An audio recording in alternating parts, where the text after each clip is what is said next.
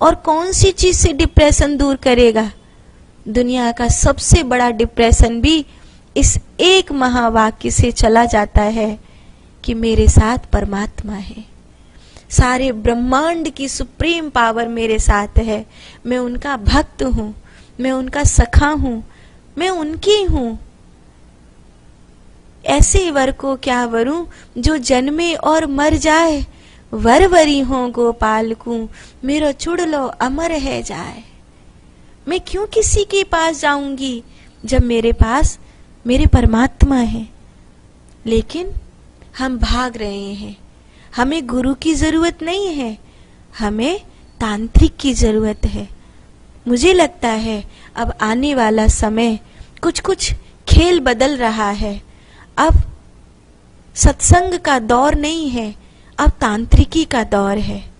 इसलिए तो सत्संग भी तांत्रिकी में परिणित हो गया है।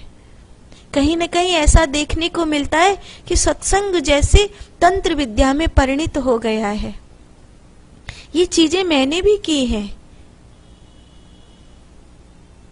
मैंने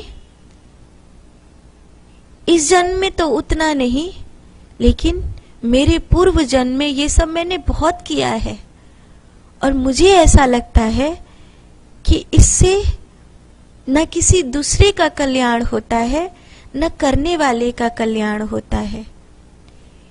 इतने सारे प्रारब्ध और पापों का बोझ लेकर कहाँ जाएगा कोई व्यक्ति? भगवान से दूर होकर जीते जी प्रेत हो जाता है मनुष्य। मैंने महसूस किया है जब हम किसी का अपनी मंत्र शक्ति से या अपनी ऊर्जा की शक्ति से या किसी से इलाज करते हैं या उसको वो दुआएं देते हैं या उसको कुछ उपाय बताते हैं कि ये करने से ये हो जाएगा, तो वो उपाय मायने नहीं रखता, हमारी ऊर्जा मायने रखती है जो हम उसको दे रहे हैं, जो हम उसको दे रहे हैं। तो जो तंत्र का खेल है कहीं ना कहीं वो बहुत मैला खेल है। उसमें किसी को बचाने के लिए किसी को मारना ही पड़ता है। ऐसा खेल आज की सृष्टि में बहुत बढ़ रहा है। ये दौर और आने वाले 5-7 वर्ष बाद देखना, इस समय भी देखने को अच्छे से मिल रहा है। मैं हरिद्वार में गंगा किनारे कथा सुना रही थी, हो गए 3-4 वर्ष हो गए। उस समय मैंने ये चीज महसूस करी थी। मैंने गुरुजी से पूछा था, गुरुजी अब कैसा समय आएगा? क्योंकि एक समय था जब रास बहुत चलते थे, बहुत भीड़ आती थी, लोग रास देखने के लिए आते थे हमारे ब्रज में, और दूर दूर बहुत रास हुआ करते थे।